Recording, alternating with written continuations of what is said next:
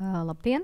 Es esmu Anda Ziemele un pastāstīšu par to, kā e-rēķinu izveidot Jumī. Kā jau viesturs teica, e-rēķinus savā starpā Jumja klientiem var apmainīties jau ar janvāra izlaidumu. Detalizēts apraksts, kā to strādāt, ir ievietots mūsu mājaslapā. Jo, ja ir nepieciešams strādāt caur e-adresi, tad ir pilnīgi noteikti jāizlasa šis apraksts. Bet es pastāstīšu, kā šo e-rēķinu var nosūtīt e-pastā. Kā jau viesturs teica, e-rēķins tas nav ne PDFs, ne Word dokuments, ne attēls, tas ir speciālā formātā XML-ā veidots strukturēts dokuments, un šī te dokumenta veidošana ir aprakstīta ministra kabineta noteikumos 154, piemērojamais elektroniskā rēķina standarts un tā pamata elementu izmantošanas specifikācija un aprits kārtība. Grāmatvedim šie noteikumi pilnīgi noteikti nav jāzina, tie ir jāzina programmu izstrādātājiem un painteresējoties pie partneriem, vai viņiem šie e-rēķini pēc šāda standarta ir pieejami, jūs ar šiem dokumentiem varat apmainīties. Šie ministra kabineta noteikumi paredz, ka e-rēķini ir tikai rēķini, tās nav pavadzīmes. Ja? E-rēķini ir rēķini par pakalpojumiem, rēķini par padarītiem darbiem, bet noliktavas dokumenti kā preču aprite ar e-rēķiniem šo te ministra kabineta noteikumu izpratnē pagaidām nav paredzēti. Bet es parādīšu, ko darīt Jumī, jo e-rēķinu kā rēķini apriti ir izveidota, bet mēs varam arī šos te dokumentus pēc tam nokopēt un izveidot arī kā rēķinu. Tātad, lai nosūtītu dokumentu e-pastā, mums viņš, protams, ir jāizveido. Man jau piemērs ir izveidots, tātad ir datums, numurs, protams, pavadzīmējs, saņēmējs ievadīts. Es esmu izveidojusi pārdošanas pavadzīmi, jo man īsti nav aktuāli sūtīt rēķinus, es gribu sūtīt pārdošanas pavadzīmi klientam Zaķītis.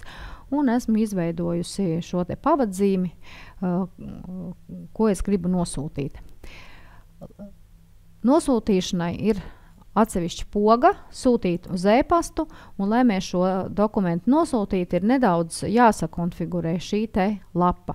Es domāju, ka ļoti daudz jau izmanto un stāstīt, kādā veidā te katrs lauks ir jāaizpilda, varbūt nav liederīgi, jo arī par šo dokumentu, šo te funkcionalitāti, kas ir ieviesta jau gadus 4 pilnīgi noteikti, ir arī rokas grāmatā detalizēts apraksts, un arī mājaslapā ir, protams, apraksts, kam ir jāpievērš uzmanību, ka ir jābūt, protams, sūtītāja e-pastam norādītam, no kura e-pasta jūs sūtat.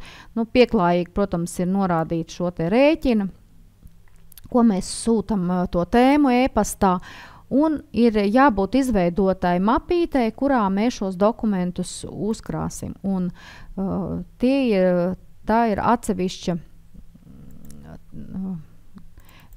izdomājiet tādu vietni, kur jūs glabāsiet, atsevišķā mapītē, izveidojiet šādu temp mapīti, kur šie dokumenti tiks uzkrāti. Un šī te mapīte ir jāpievieno šajā te failu veidošanas vieta, ja, kurā šie te dokumenti glabāsies.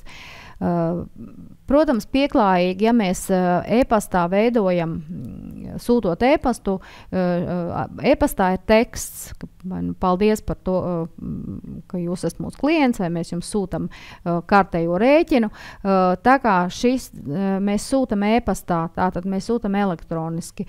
Dokumentam ir jābūt izveidotam kā body failam HTML formātā, tā ir tīmekļu lapas tāds formāts. pareizāk, protams, būtu, lai ja šo te dokumentu izveido kāds IT speciālists, bet es parādīšu, kā to var izdarīt arī grāmatvedis. Vienīgais ir, ka šis te teksts būs diezgan tāds nevisai glīts e-pastā, bet no tomēr. Sākam ar to, ka ko es gribu teikt? Nevajag tagad uz lapiņas pierakstīt visu, kā mēs darām, jo informāciju, kā šo dokumentu izveidot, var atrast arī interneta vietnēs. Bet pēc tam šis ieraksts tiks ievietots arī mūsu mājas lapā, un jūs varēsiet lēnām pastīties un bez uztraukuma un stresa izveidot šo te dokumentu. Man ir paraugs uztaisīts Word dokumentā. Labdien, paldies, ka izmantojat mūsu pakalpojumus, nosūtām kārtējo rēķinu, neskaidrību gadījumā vērsieties pie mūsu grāmatvedes Afrodītas Gaišās, telefona numurs norādīts un paraksts ar cieņu grāmatvedības darbinieki. Šis te Word dokuments ir jāsaglabā, kā jau es teicu, šajā tīmekļa lapas formātā. Pirms saglabāšanas mēs izvēlamies šo te tīmekļa lapa HTML formātu, un šādā formātā mēs šo dokumentu saglabājam. Nevis Word dokumentā, bet mēs viņu pārglabājam šādā te formātā. Pēc tam mēs parādam, pieliekam šo te dokumentu, kur mēs tieši šo te vēlamies, lai mums šis teksts parādās e-pastā sūtīšanā. Nākamais mēs, protams, izmantojam veidni no veidņu saraksta un apskatāmies, vai viss tā informācija ir aizpildīta. Un spiežam pogu veidot PDF rēķinu failus. Tātad pirmais dokuments mums tiek atvērts, mēs apstāmies, vai visa informācija ir pareiza, vai tā ir atbilstošā veidne, kuru mēs gribam sūtīt. Ja viss ir kārtībā, tad mums ir pirmais, kas mums tiek pateikts, ka PDF faili ir saveidoti. Lūk, šeit ir tāds ķeksīšu lauks izveidot un iekļaut e-rēķinu. Kā noklusētā vērtība, šis ķeksīšu lauks jau ir atzīmēts. Tā kā, tad, kad tiks sūtīts dokuments, tad tiks aizsūtīti e-pastā divu veidu šie te dokumenti. Kā e-rēķins XML formātā, gan arī kā PDFs. Bet tas nav tas XML tādā parastā izpratnē, kā es teicu, tas ir veidots atbilstoši ministra kabineta noteikumiem. Un spiežam pogu sūtīt e-pastā. Ļoti ceru, ka man viss veiksmīgi iznāks. E-pasti nosūtīti. Kā jau es teicu, no Word dokumenta veidojot, šis e-pasta teksts ir tāds drusku smieklīgs, nav latvisko burtu. Zinot šādu te problēmu, teiksim. Varam, protams, e-pastā jau rakstīt tekstu bez garumzīmēm vai izdomāt kādus vārdus lietot, kur ir pēc iespējas mazāk garumzīmi un kur ir pēc iespējas mazāk mīkstinājuma zīmi. Ja, jo šāds tas dokuments iznāks. Šeit ir PDF fails, šeit ir XML fails, un mēs visu esam veiksmīgi izdarījuši, dokuments ir aizsūtīts.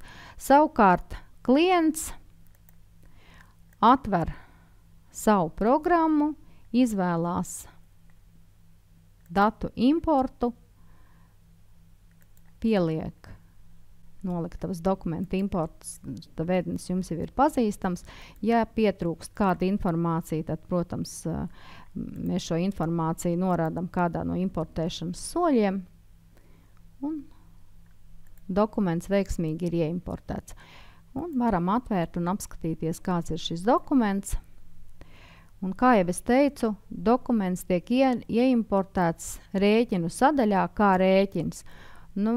Lai mēs no šī rēķina izveidot pavadzīmi, mēs šo dokumentu kopējam un izveidojam kopiju ar tipu iepirkšanas pavadzīme, norādam dokumenta numuru un spiežam pogu labi. Un ir izveidots noliktavas dokumentu, iepirkšanas dokuments.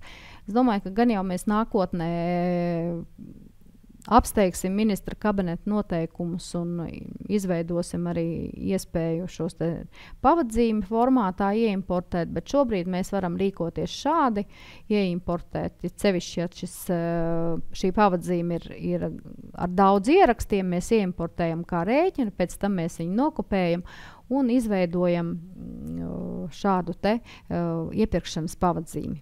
Tas ir par e-rēķiniem. Es ceru, ka es izstāstīju saprotami un parādīju arī saprotam, kā šo dokumentu te var izveidot un jums nebūs problēmas strādāt ar šādiem te dokumentiem. Un veidojot dokumentus noliktavas sadaļā, pēc tam pārsūtot klientam. Ja ir vienkārši kā rēķini, ja, tad jau, protams, nekas nekur vairs nav jāpārkopē, jo noliktavā pie rēķiniem šie te dokumenti arī tiks uzrādīti.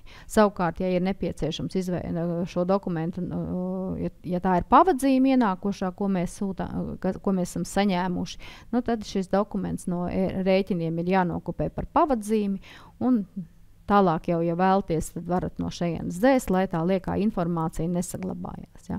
Nu, lūk, tāds ir šis te process pa soļiem. Es domāju, tas nav nekas sarežģīts, nav nekas grūts, un tāpat kā sūtījāt dokumentus e-pastā klientiem kā PDF formātu, tā var sūtīt arī izmantojot šo te jauno strukturēto formātu e-rēķina veidā.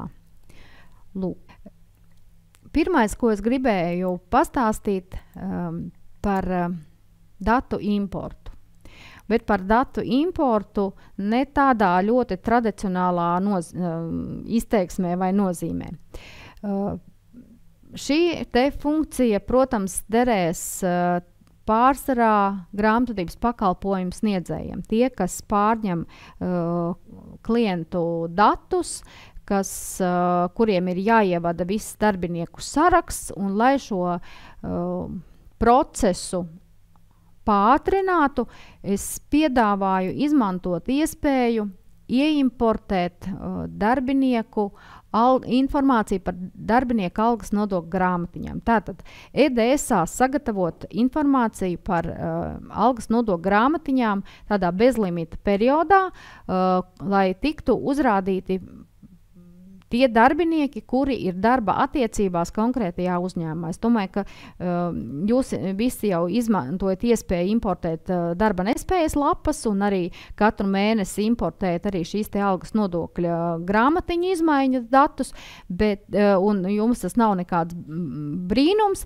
bet tad, ja mēs strādājam ar pilnīgi tukšu jaunu datu bāzi, mums ir jauns klients atnācis, lai var, protams, spiest pogu jauns un visus ierakstus veidot, bet es parādīšu, kā to var veidot ātrāk, ja gadījumā esat palaiduši garām šādu iespēju, jo, ja ir tādi jautājumi bijuši, tad droši vien tas ir ļoti svarīgi. Tātad importēt algas nodokļu grāmatiņas un prognozējumā neapliekamā minimuma datus. Tātad mēs esam saveidojuši savu to failiņu EDSā, un importējam. Kā jau jūs visi zinat, vienā no pirmajā importēšanas solī tiek uzrādīta informācija, tiek atlasīti darbinieki, kuri jau ir ievadīti, bet visi tie darbinieki, kuri nav personālā ievadīti, tiek uzrādīti ar šādu izsaukuma zīmi. Tātad, ja jūs esat paņēmuši apkalpošanā jaunu uzņēmumu, un tur ir virkne darbinieki, tātad jums visiem darbiniekiem būs šāda izsaukuma zīmīte. Uzklikšķinot uz ierakstu, tiek atvērts modālais loks, kur jūs varat izvēlēties no esošiem darbiniekiem, bet tā kā jums nav neviens ievadīts, ignorēsim tos divus ievadītos. Ja? Tātad mēs spiežam, ejam uz cilni jauns, un mēs redzam, ka šeit jau 3 lauki ir aizpildīti. Tātad personas kods ar dzimšanas datiem, vārds, uzvārds. Spiežam pogu saglabāt, un informācija ir saglabāta. Tas nozīmē, ka personālā jau ir izveidota darbinieka kartīte ar informāciju. Ja? Tātad spiežam nākamajam, tātad kartītē jau ir personas kods, vārds un uzvārds, un spiežam saglabāt.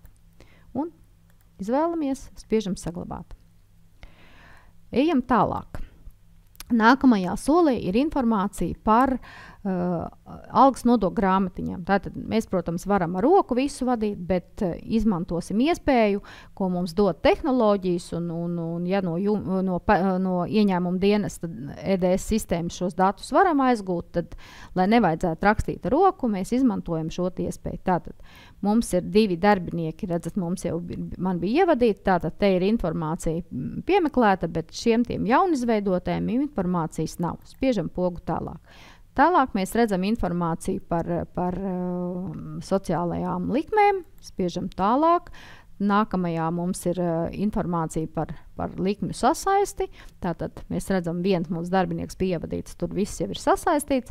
Šim darbiniekam ir pensionāra likme, bet to mēs arī veidosim. Spiežam pogu tālāk.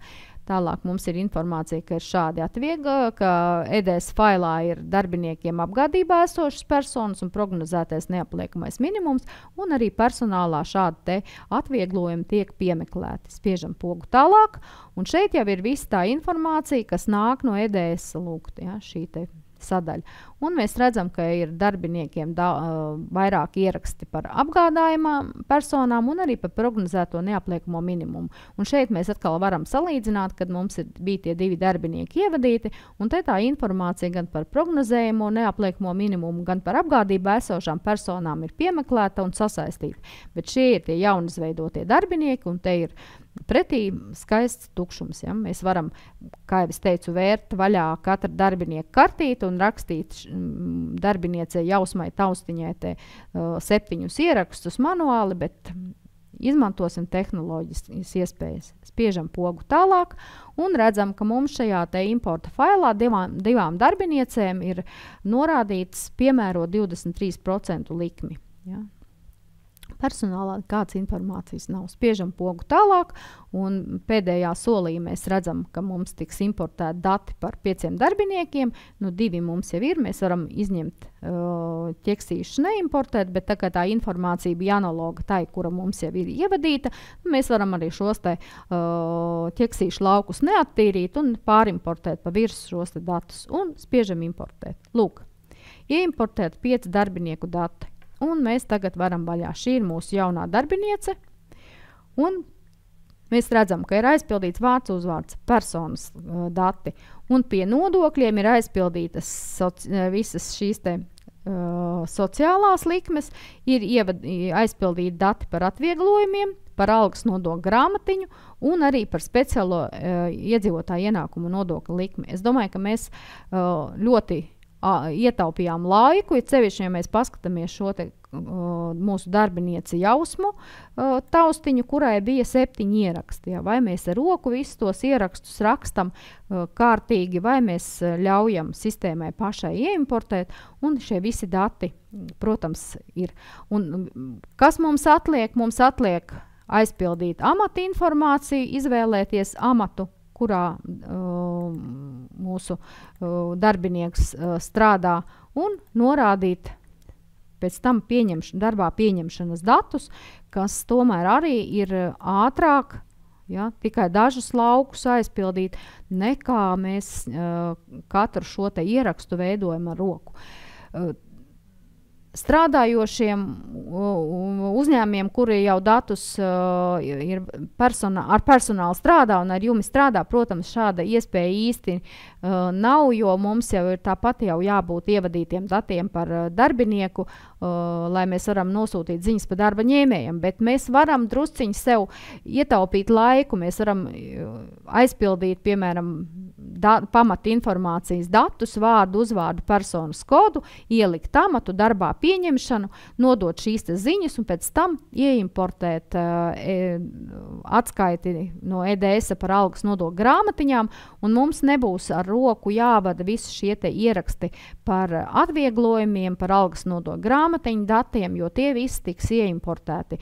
Un tas tomēr, es domāju, ka atvieglo un ietaupa laiku, jo laiks mums ir ir saspringts, un kā jau arī Viesturs teica, ka runājoties ar grāmatvežiem, grāmatveži visi saka, ka darba ir daudz vairāk nekā tas bija pirms šīs situācijas valstī izveidojušās.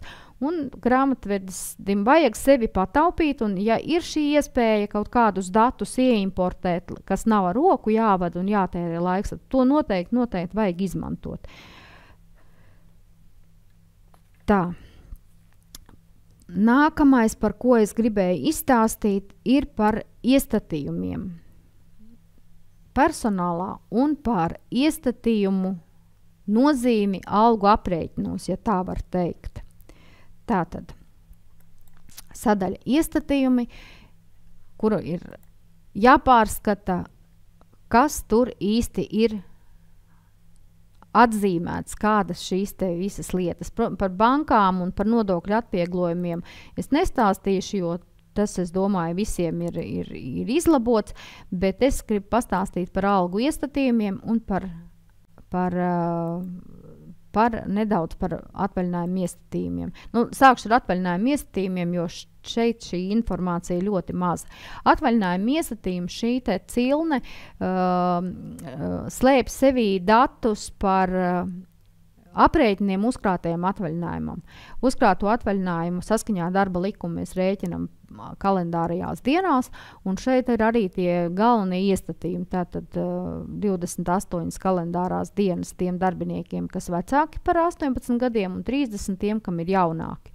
Un mēs varam ielikt pazīmes, vai mēs ņemam vērā bērnu kopšanas atvaļinājumu, vai mēs ņemam vērā bezalgas atvaļinājumu. Ir 4 nedēļām tas, ko mums pieļauj darba likums, ir izslēgt no šie laika, bet ja uzņēmuma vadība ir teikusi, ka mēs neņemam vērā bērnu kopšanas atvaļinājumu pa šo laiku, arī darbiniekam ir tiesības uz ikgadēju atvaļinājumu, tad mēs, protams, attīram tos tieksīšu laukus. Šeit ir arī nosacījumi par bērniem.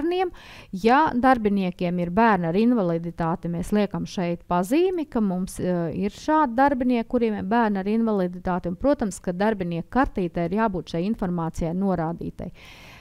Ja ir darbinieki, kuriem darbs ir saistīts ar īpašu risku, tad mēs arī atstājam aktīvu šo ķeksīšu lauku, un ja mums ir noslēgts koplīgums darbiniekiem ar darba devēju, tad mēs arī ieliekam šo te pazīmi, ka mums pēc koplīguma visticamāk būs papildu atvaļinājuma dienas, jo parasti koplīgumos izmanto šo iespēju vēl kādas papildu darba dienas iekļaut atvaļinājumā, ikgadējā pienākošā atvaļinājumā.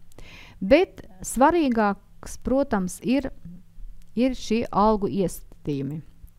Sāksim ar kopējiem algu iestatījumiem. Minimālās darba algas šī summa tā ir vienkārši informatīva rakstura. Tā nekādus aprēķinus neietekmē, bet ir jāsāk skatīties, kāda tālāk ir informācija. Tātad algas izmaksas datumu mēs norādām to, kāds mums viņš reāli ir, jo šis te datums tiek ierakstīts arī atskaitē, ko mēs iesniedzam ziņojumā, un tālāk, kam ir jāpievērš uzmanība.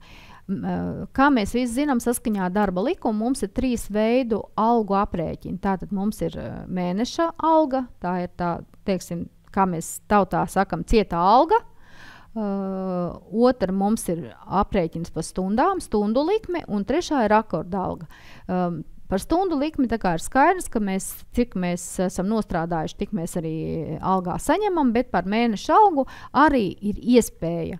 Mēs norādām, vai mēs algu aprēķinām pa dienām, vai mēs algu aprēķinām pa stundām. Un atšķirība ir tajā, ka ja mēs algu aprēķinām pa dienām, tad, ja darbinieks mums 8 stundu vietā ir nostrādājis tikai 3 stundas un pārējās viņš ir, šodien var teikt, ka Latgales pusē slēpojas vai vēles sniega vīrus, ja, bet vasarā varbūt viņš ir sauļojies pie jūras, tad mums ir ar šiem te iestatījumiem, mums ir iespēja pateikt, ka mēs viņam par šīm te 5 stundām, kuras viņš nav bijis darbā, mēs viņam aprēķinus algās neveicam. Tātad aprēķins pa dienām nozīmē, ka vienalga, cik mēs stundas ierakstam faktiskajā, izņemot 0. Ja vairāk kā 1 stundu mēs ierakstam faktiskajā, mēs vienalga viņam aprēķinam algu par visu dienu. Savukārt, ja mēs ieliekam aprēķins pa stundām, tad mēs viņam šo te algu aprēķinam tāpat kā stundu likmes gadījumā. Cik stundas viņš nostrādājas pret plānoto, tik mēs viņam arī aprēķinam. Alga tiek izmaksāta nākamajā kalendārajā mēnesī vai mēnesī, par kuru aprēķinu. Šī ir pazīme ziņojuma aizpildīšanai. Par šo es nestāstīšu, to mēs visi zinām, kas tas tāds ir. Kam vēl ir jāpievērš uzmanība? Tad, kad mēs sākam strādāt ar personālu, reizēm gadās, ka atverot tabeli, tur nekādas izmaiņas nevar veikt. Tas nozīmē, ka nav ieliktas pazīmes atļaut veikt izmaiņas darba laika tabelē, un savukārt šīs te summas, šie te ķeksīšu lauki nozīmē, vai mēs ļaujam kaut ko darbiniekam veikt kopsavilkuma aprēķinā vai neļaujam. Ieteiktu nekādas atzīmes šeit nelikt un izmantot aprēķinu, kā tas ir, jo tas ir viss precīzi un pareizi. Jo ja mēs mainīsim kādu no šīm summām, mums var rasties neprecīzi aprēķini. Tātad. Un spiežam pogu saglabāt. Nākamais ir vidējās izpēļņas sadaļa, par ko ir droši vien jāparunā tā nopietnāk, jo ļoti daudz jautājumu ir par šo te sadaļu. Pareizāk sakot, jautājumi ir par atvaļinājuma naudu, par vidējās izpēļņas aprēķinu, un tad mums tehniskais atbalsts sāk uzdot jautājumus, kas jums tiek iekļauts vidējā izpeļņā, un tad ir, protams, šīs te lietas, kas ir jāpārbauda.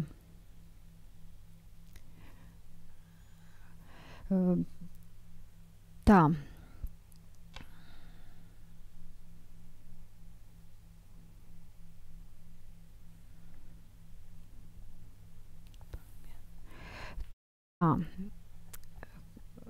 Es ļoti atvainojos, jo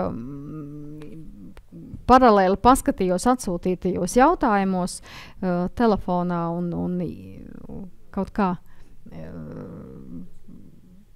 pārtrūka man stāstījums.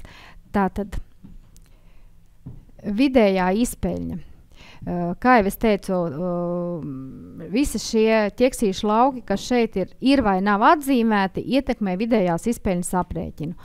Tad, kad jūs sākat strādāt personālā, atzīmētas ir tikai 2 šie ķeksīšu lauki. Vidējā izpeļņā iekļaut aprēķinoto darba algu un vidējā izpeļņā iekļaut dienas, nostrādātās dienas. Tas ir tas, ko mums nosaka darba likums. Saglabājot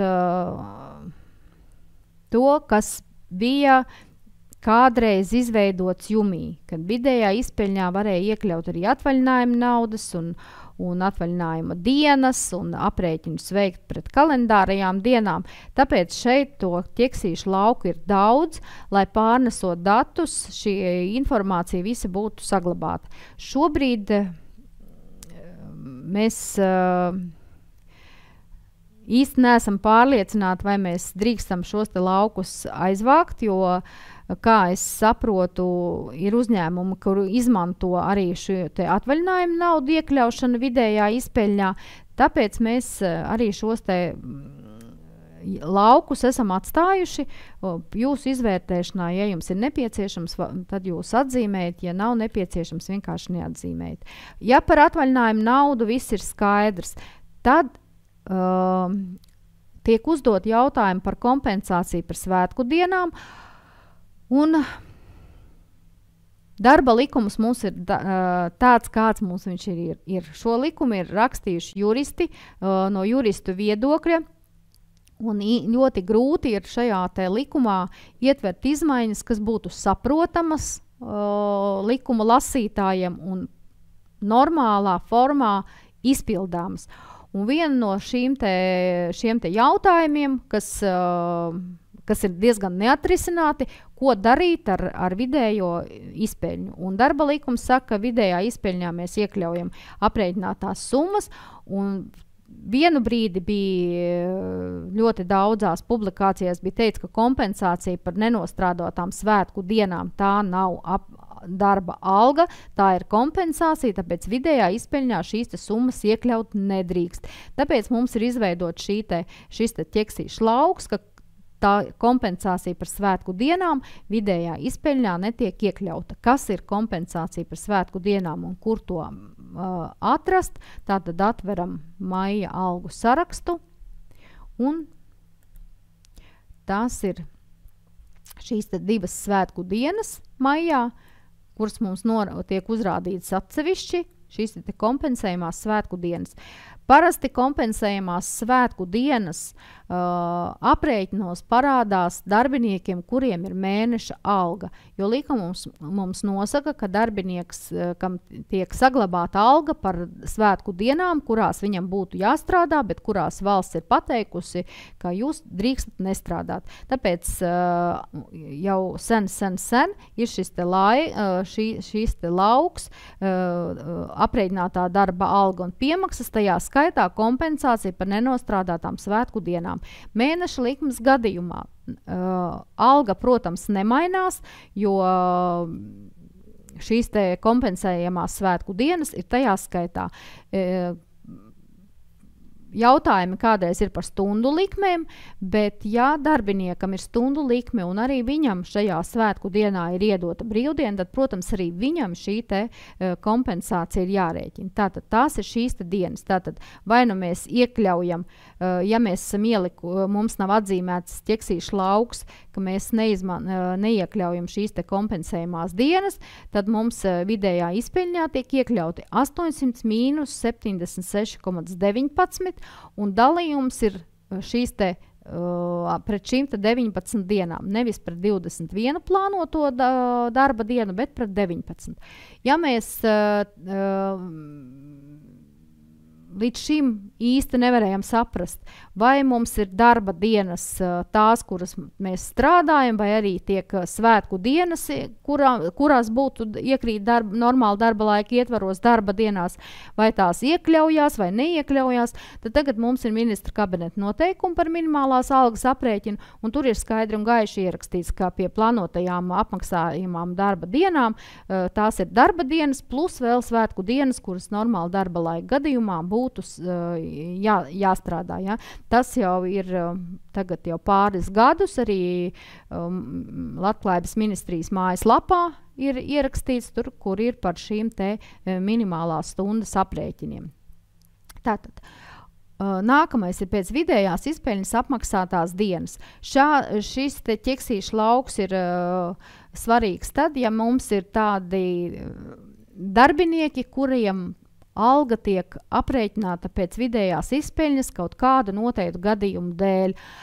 Viens no šiem gadījumiem ir tad, ja mums ir gabala darbs un darbiniekam ir bijusi, piemēram, tiesu pavēste un viņš šajā dienā ir bijis tiesā, tad darba likums mums nosaka, ka par šīm stundām viņam tiek saglabāta vidējā izpeļņa. Ja, jo mēs nekādu algu viņam gabala darba darītājiem nevaram izreikināt, mēs varam tikai pēc vidējās izpeļņas aprēķināt. Savukārt saglabātā darba alga probūtnes gadījumā, tā ir darbiniekam, ja viņam ir mēneša alga vai stundu likme, un viņam arī ir tāds vēstures notikums, ka viņam ir izsaukums uz tiesu, un tad viņam arī šī alga, vai nu mēs viņu iekļaujam vidējā izpeļņā, vai mēs viņu neiekļaujam vidējā izpeļņā. Jo tā, kā es teicu, darba likums ir diezgan diskutabls, tur ir sarakstīts nosacījumi ļoti interesanti, un katrs jurists, kā viņš vēlās, tā viņš traktē, un nedod Dievs nonākot līdz tiesvedībai, ja, kāds var būt šis rezultāts. Ja mēs ieliekam visus šos ķeksīšu laukus atzīmēm, gan kompensāciju par svētku dienām, gan pēc vidējās izpeļņas, gan saglabāto darba algu prombūtnes laikā, tad, protams, loģiski būtu pretī ielikt arī dienas, kompensētās nenostrādātās, vidējās izpeļņas dienas un prombūtnes dienas, kad saglabāt darba alga. Tad mēs saglabājam šo līdzsvaru. Mums ir pilna alga un pilns šis nostrādāto un arī kompensēto dienu skaits. Ja mēs nesaliksim pretī šīs te ķeksīšu laukos atzīmes, ja, par vidējās izpeļņas dienām, piemēram, kompensējumām, nenostrādātām svētku dienām, bet šeit mēs saliksim pie summām, tad šī vidējā izpeļņa tiks stipri palielināta. Ja mēs, piemēram, man tur bija piemērs, kur bija alga 800, ja mēs ieliksim arī kompensāciju par svētku dienām, bet pretī paliks tikai nostrādātās stundas, tad mums šī 800 tiks dalīts nevis ar tiem 19 dienām, kad ir reāli strādāts, nevis ar, tiks dalīts ar šīm te 19 reāli nostrādātām dienām. Savukārt, ja mēs bet alga mums bija 800 mīnus tie 79,19. Savukārt, ja mēs ieliksim pretī, ka mēs arī šīs te 2 svētku dienas iekļaujam pie vidējās izpeļņas, tad mums būs tāpat 800 dalīts ar 21. Tad šī matemātiskais rezultāts nemainās. Ja šie abi ķeksīšu lauki nav atzīmēti, būtībā jau rezultāts arī nemainās. Ja? Mēs dalām mazāku summu ar mazākām dienām. Tas ir ļoti svarīgi, tad, kad mēs aprēķinam vidējo izpeļņu, lai šī vidējā izpeļņa būtu korekta. Un lai mēs, protams, paskaidrot saviem darbiniekiem, kāpēc tad, ja viņiem ir kartītē bijusi alga 800 un nostrādātas ir tik un tik dienas, kāpēc vidējā izpeļņā ir savādākas summas un atšķirīgas dienas. Ja? Lai mums būtu pašiem skaidrs, ko mēs paskaidrojam saviem darbiniekiem. Nākamais, prombūtnes laikā apmaksāt darba dienu, kas iekrīt svētku dienā. Šis lauks tagad ir aktuāls gan par aprīli, gan par māju rēķinot atvaļinājuma naudu, jo aprīlī bija lieldienas, maijā mums arī bija 2 svētku dienas. Ja mēs lasām darba likumu, tad tur ir rakstīts, ka atvaļinājumu pagarina par svētku dienām, kuras ir iekritušas atvaļinājuma laikā. Un tad ir visu laiku šis te diskutablais jautājums, vai mēs šīs te dienas apmaksājam, vai mēs šīs te dienas neapmaksājam. Personālā ir iespējams darbiniekiem pie atvaļinājuma ielikt, tātad to viņi atradīsim, kā darbinieku ar atvaļinājumu. Darbiniekam, ja viņam ir atvaļinājums, ja, šobrīd man ir jūnijā, nekādu svētku dienu tā kā nav, bet pieņemsim, ka jūnijā, izveidosim, ka viņam ir atvaļinājums maijā, lai tad ir korekti. Tātad atvaļinājums cilvēkiem ir no 1. maija līdz 10. maijam. Un tad ir jautājums, kad darbiniekam ir jānāk darbā un vai šīs 2 dienas ir jāatmaksā. Tātad darbiniekam atvaļinājuma periodā ir 2 svētku dienas, 1. maijs un 4. maijs. Tātad, ko mēs darām ar šo te atvaļinājumu? Vai mēs viņu apmaksājam, vai mēs viņu neapmaksājam, un kā mēs viņu uzrādam? Tātad, 1. mēs esam norādījuši, kad viņam ir atvaļinājums, nākamais mēs viņam pieliekam, ka viņam ir papildu atvaļinājums. Ja? Tātad, par šīm te 2 svētku dienām, tād kā mums darba likums. Tātad meklēsim, kur mums ir papildu atvaļinājums, un mēs atrodam, ka mums ir vesela virkne ar visādiem papildu atvaļinājumiem un 2 tādi noteikumi. Pārcelts atvaļinājums, apmaksājums un pārcelts atvaļinājums bez apmaksas. Lai nebūtu jātaisa vēl kāds vēstures notikums, ja, jo atvaļinājumus mēs varam arī pārcelt saskaņā ar darbinieka pieprasījumu par kādu citu periodu, tad gan papildu atvaļinājums, gan pārcelts atvaļinājums pēc būtības personālā viens un tas pats. Un tad mēs izmantojam šo te iespēju. Tātad vai nu mēs atvaļinājumu tā kā pagarinām, pārceļam apmaksājumu, vai mēs viņu neapmaksājam. Tātad katram pašam ir jāsaprot, kādu mēs notikumu liekam. Ja? Tātad, ja mēs ieliekam apmaksājumus, tātad šīs 2 dienas tiek apmaksātas. Ja mēs ieliekam bez apmaksas, tātad viņas netiek apmaksātas. Es izvēlēšu šos notikumu bez apmaksas. Tā. Lūk, pareizi, ka viņš man barās, jo es neesmu ielikusi beigu termiņu. Tātad pa 2 dienām mēs pagarinām šo te atvaļinājumu neapmaksātu. Bet kā jau es teicu, ir diskutabls jautājums, vai šīs dienas ir jāapmaksā, vai šīs dienas nav jāapmaksā. Tas ir katram pašam iekšējā metodikā jāizsver un jāieraksta. Bet ja mēs lasam darba likumu, un tur ir rakstīts, ka darbiniekam mēs kompensējam dienas, kad viņš valstī noteiktās svētku dienas, kad viņam būtu jāstrādā, bet viņam ir iedotas brīvdienas normāla darba laika gadījumā, vai jebkāda darba laika gadījumā. Ja? Pēc loģikas būtu, ka šim darbiniekam arī šīs te atvaļinājuma dienas būtu jāapmaksā, jo ja viņš strādātu, tad viņam būtu apmaksāta šīs dienas, bet kāpēc atvaļinājuma laikā mēs šīs dienas neapmaksājam? Un tad ir šī te iespēja, vai nu mēs pieliekam šo te pārceltu atvaļinājumu apmaksājumu, un tad šīs 2 dienas tiek apmaksātas. Vai mēs uzreiz pasakam, ka mēs jau pamata atvaļinājumu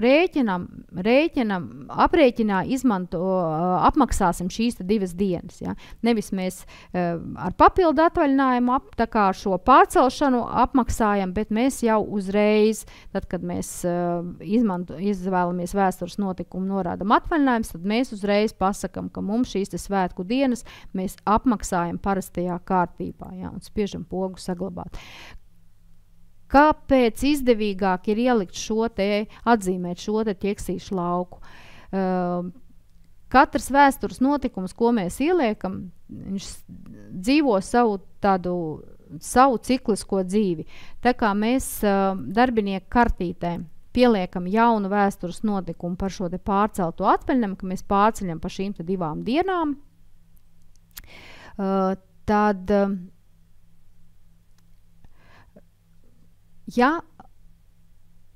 atvaļinājums ir pārējošais no 1 mēneša uz otru, un nedod Dievs sanāk tā, ka atvaļinājums beidzas mēneša beigās, bet šis pārcēlums ir jaunā mēneša pirmās 2 vai 3, vienalga, cik tur dienas vajag, tad atvaļinājuma naudā šis aprēķins netiks iekļauts. Bet ja mums ir ielikt šis te pazīmīt, ka mēs apmaksājam, ja, tad viss aprēķins notiek tajā tekošajā mēnesī, kur mums ir norādīts šīs te primārais atvaļinājums. Ļoti gari un sarežģīti izstāstīja, bet es ceru, ka jūs visi sapratāt, ko es stāstu. Ja? Kaut arī tāds ļoti garš un sarežģīts man iznāca tas stāstījums. Kam vēl ir jāpievērš uzmanība personālā? Ļoti ir jāatcerās, ka visi aprēķini algās un tiek veidoti balstoties uz darba laika tabeli. Sevišķi tas ir attiecināms uz vidējās izpēļņas aprēķiniem. Viss, kas mums ir ierakstīts darba laika tabelē, tiek izmantots turpmākajiem aprēķiniem. Ja mēs tabelē kaut ko mainam ar roku, tad jāatcerās, ka algu aprēķinos nekādi pārēķini automātiski nenotiek. Protams, ka ideālā gadījumā mēs atceramies šo te loģisko ķēdi, pēc kuras ir jāstrādā tad, kad mēs rēķinam algas. Pirmais mums ir pieņemam darbinieku, savadam darbiniekam visus tos vēstures notikumus, kas viņam ir nepieciešami, lai varētu aprēķināt konkrētā mēneša darba algu. Ja? Piemēram, Rozālija Burka mums ir atvaļinājumā, tātad mēs jau ievadam visus atvaļinājuma rīkojumus, un tad mēs veidojam darba laika tabeli.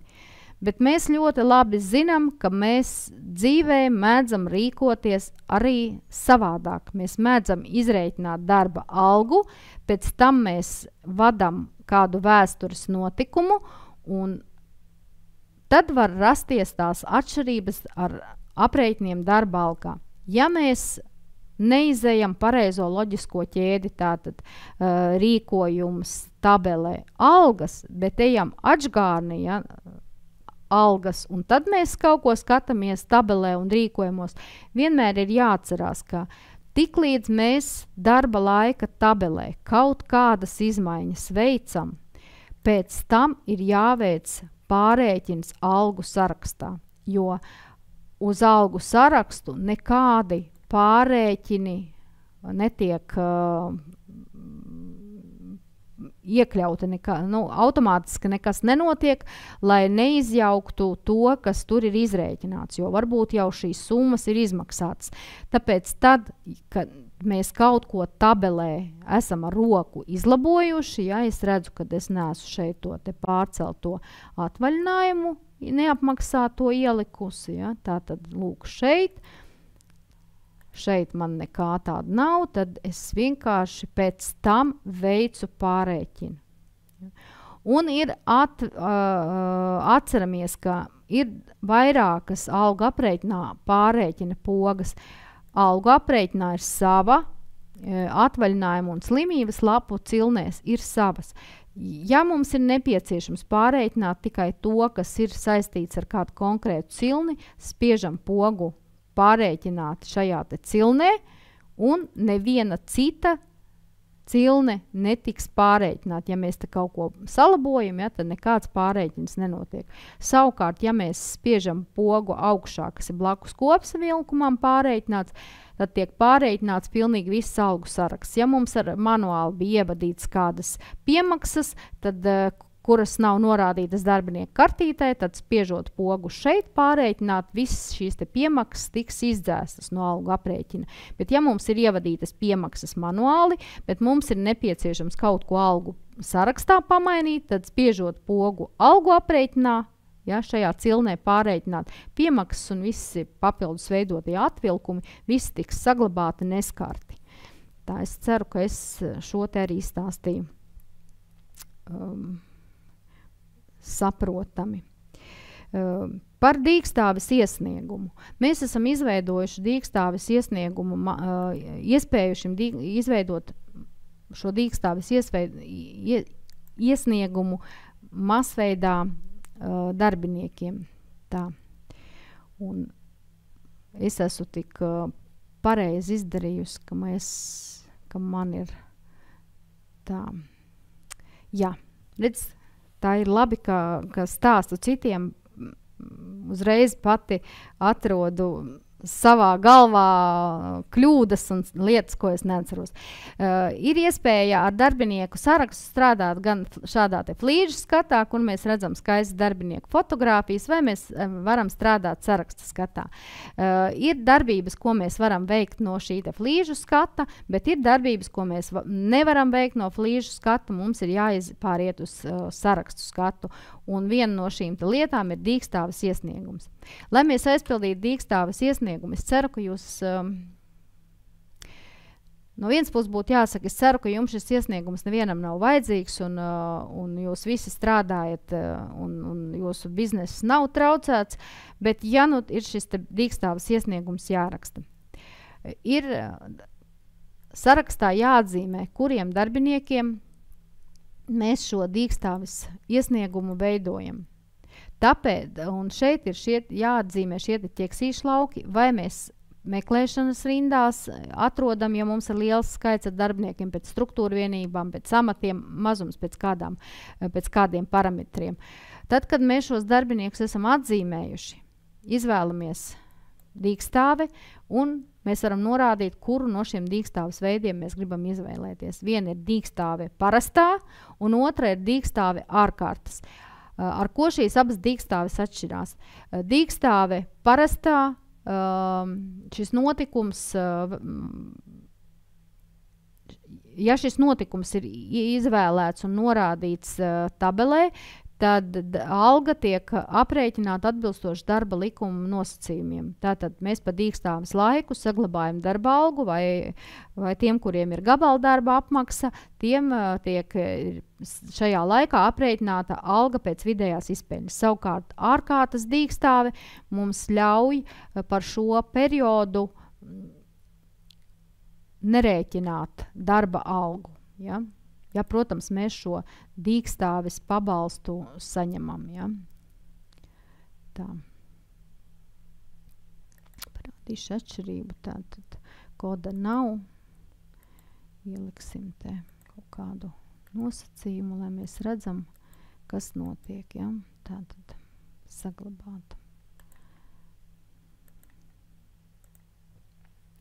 Gan nākamais, lai tiktu pie šiem te notikumiem, ir darba laika tabelē jāveic pārēķins. Ja? Tātad, ja mēs šiem te darbiniekiem esam izveidojuši, tad mēs veicam pārēķinu un mums šis notikums tiek pārrakstīts.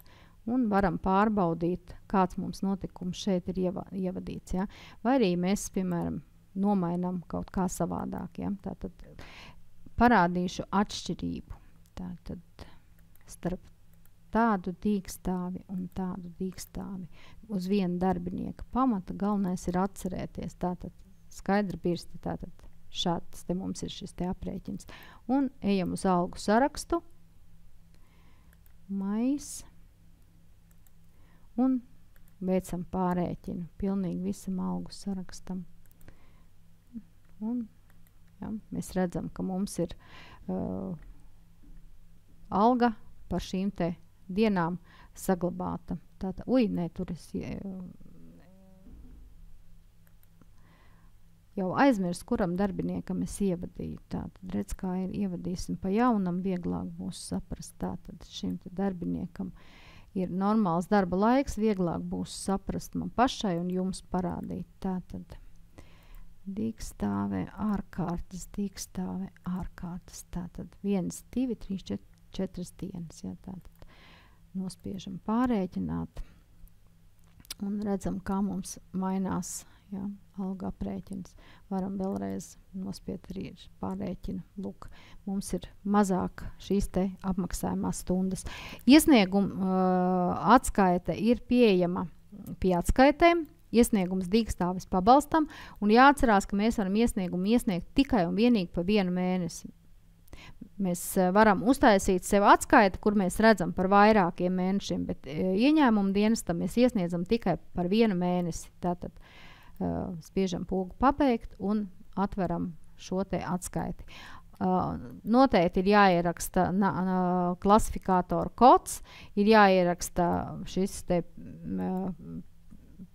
apgrozījums periodā salīdzinājumā ar iepriekšējo laiku. Ja? Un pamatojums, kāpēc mums šīs te dīkstāvi ir izveidojusies. Un mēs redzam, ka mums ir izveidotas, tā kā tev ir atvaļinājuma periods, tāpēc mums pa 2 lāgi šis te darbinieks ir iekļauts. Un man ir 2 veidi dīkstāvis notikumi, ja? 1 un 2.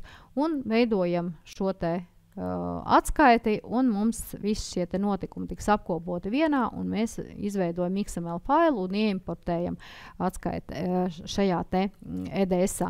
Atskaite veidojas vēlreiz atgādini tikai un vienīgi no darba laika tabeles. Ja darba laika tabelē nav informācija ierakstīta, tad mēs šo atskaiti izveidot nevaram.